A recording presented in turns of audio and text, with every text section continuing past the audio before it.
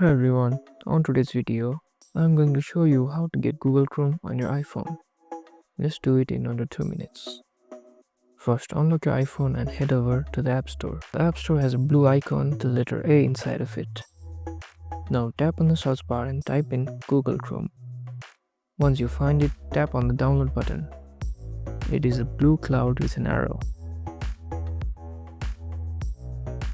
After it's installed, hit open or just tap on the Chrome icon from your home screen.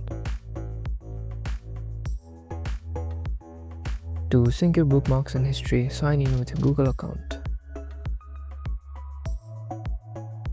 If you want Chrome to be your default browser, just go to Settings, scroll down to Chrome and tap on the default browser app.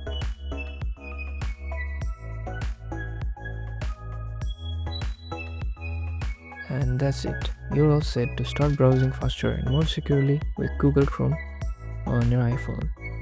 If you found this helpful, don't forget to like, subscribe and hit that bell for more tips.